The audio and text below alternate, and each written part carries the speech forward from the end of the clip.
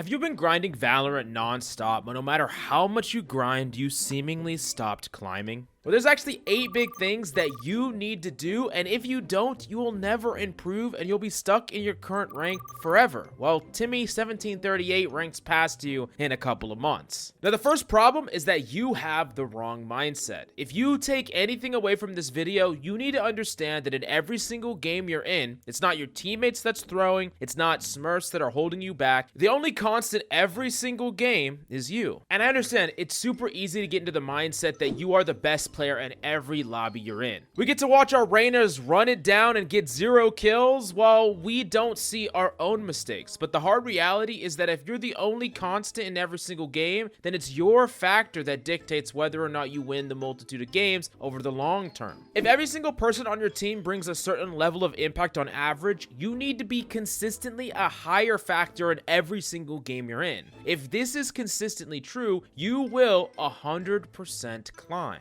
Now, that being said, if you're only adding a small amount of impact more than the average, your climb will take a lot longer than if you had a large impact, but it will get you to the rank you want to, assuming you maintain a higher than average level of impact. This means aim to have the highest amount of impact across many games. Don't focus on one specific game you are in where things went your way or didn't, or you had a thrower or you went up against an enemy smurf. What matters is the long run, and in the long run, none of these anomalies truly matter. Now, you also need an iron mindset. You ever start playing a game and then lose the first 3, 4, 5 rounds? You start to resent even being in that lobby and just want to lose and go next? Well, you could definitely take that out. It's actually better for you to give it your all and try your best. A lot of people are afraid to try really hard if the odds are stacked against them because they're afraid that they're going to be wasting their effort and they're going to lose regardless. But you know what? That's just life. If you always walk away from things when the odds are stacked against you, you will never accomplish anything difficult, and those are the most meaningful things. And you might be saying, this is just Valorant, you can't compare it to real life. But the truth of the matter is how you do anything is how you do everything. The great thing about it, though, is that there's a chance for you to win, and many players have come back from absolute stomps 10-0 and made it all the way back to a victory, and you will become a truly better player when you have to sweat your hardest for the win. That pressure will make you a better player regardless of whether you win or don't. And this ultimately means that you need to play to get better, not play to win. Let me ask you a question. If we drop Demon 1, the best Valorant player in the world right now, in a gold lobby, what would happen? Well, he would probably slaughter everyone. Doesn't matter if there was a thrower, doesn't matter what his team comp was, he would literally kill everybody. Now, is this because he's trying his hardest to min-max his win, do all this crazy stuff to get the win and like play at the perfect hour of the perfect day, 5 stack or whatever the case may be? No, it's not. Demon 1 just straight up has a higher skill, and that's what you need to aim for. That skill, not the rank that's associated with it. Focus on improvement. And yes, you can use ranked as a catalyst to help you improve, but you need to understand that rank isn't your skill. You are not your rank, and you are not as good as your rank. But once you do get good, the rank you want will be as easy to get as just being yourself. The next reason why you're not ranking up no matter what you do is that you don't have any game discipline. Now, this is a really common problem that I have personally struggled with a lot in my journey at not only getting good at Valorant, but basically every game. To connect my point, have you ever played through a round and then just started to get bored? Then you start giving up information, jumping around, maybe you even rotate off, and then boom, you die out of nowhere. Or they push the site that you just waited for so long and they just had to push right when you looked away.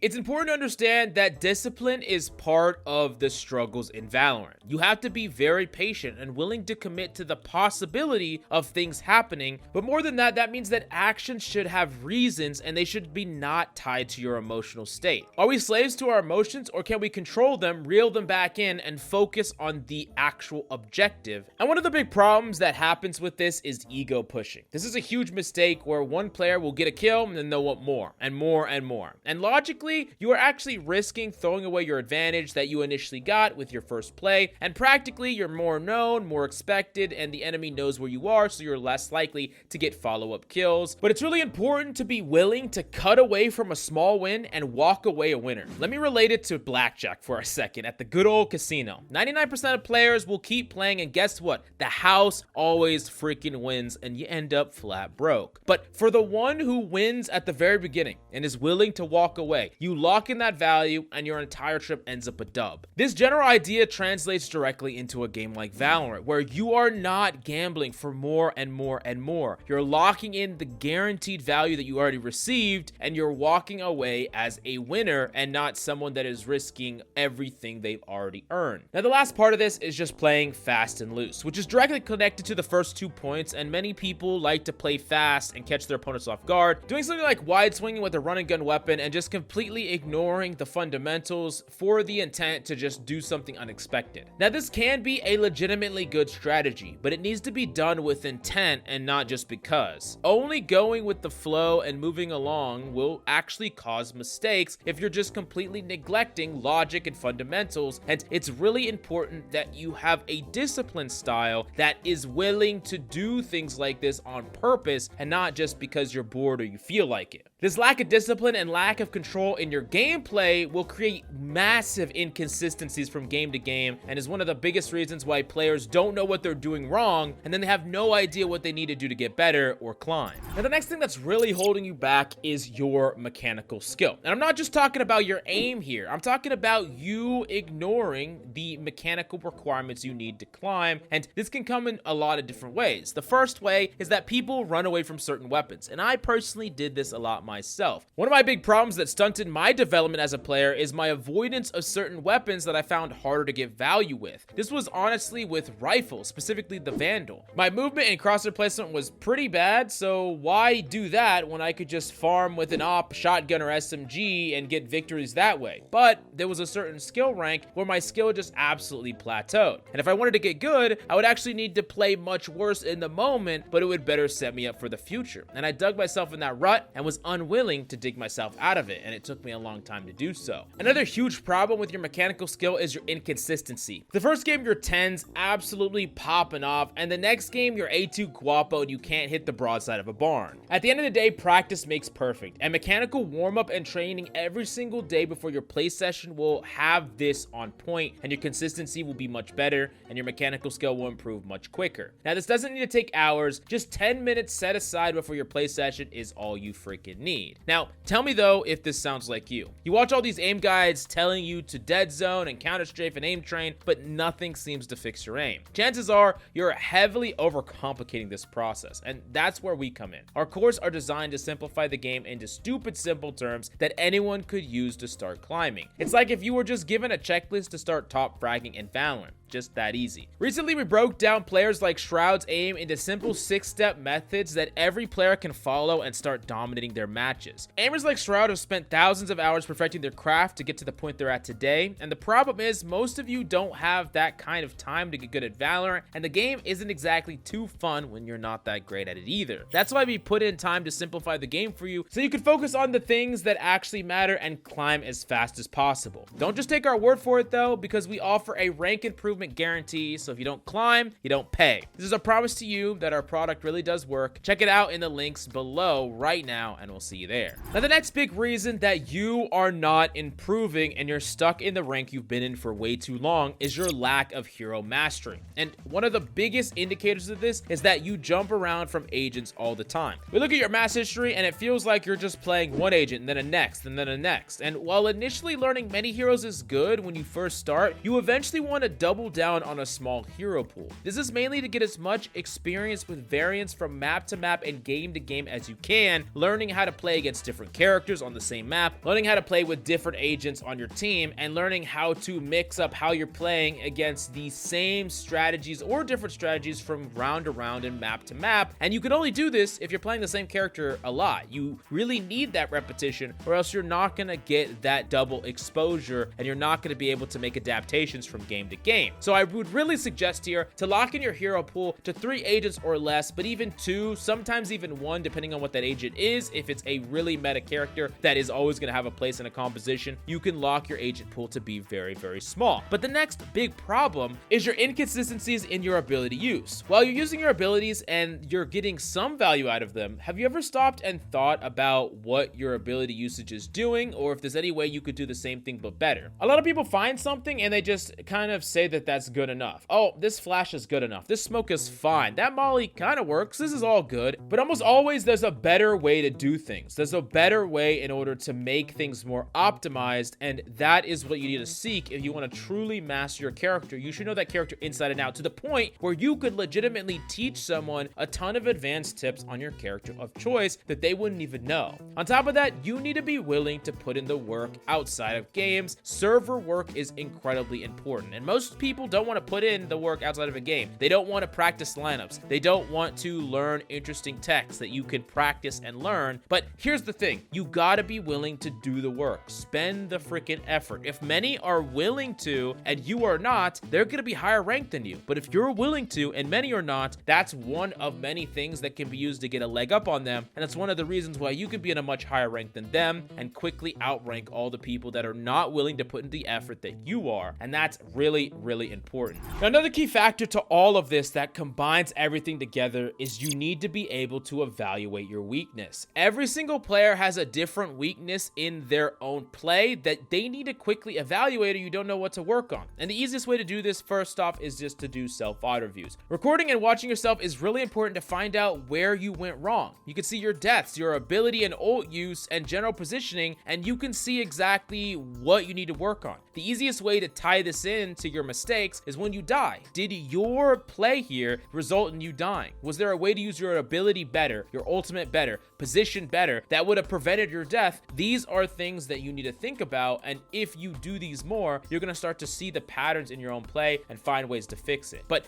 more than that though, finding your weakness is actually easy because every mistake or weakness can actually be linked to just 3 pillars of gameplay. Game sense, what you know or your overall game knowledge; positioning, where you're holding, playing, or pushing; and mechanics, your ability to execute a play or a vision. Now, this is really important though. While all these things are very, very important to work on, mechanics is the glue that holds up positioning and game knowledge together. Knowing where to hold, what the enemy has, whether it's economy or ultimate, what they're gonna do, these things can make it easier on your mechanics, but the better your mechanics are, the more constant these plays will be executed. And with really bad mechanics, a play that on paper should have worked could just completely fail. Like, that person is blind, they're 1 HP, you're swinging them, and then you just straight up miss, right? You need mechanics in order for every play to be utilized, whether it's based on game sense, positioning, or both. And that's why it's really important, once again, to not neglect your mechanics. But it's also important that if you have high game sense and positioning, you can better weaponize good mechanics to make even better plays. So it's really important how all these things link together, but your weakness could be individual in any of these 3 categories. Now, the next reason why you can't seem to climb is you need to become a student of the game.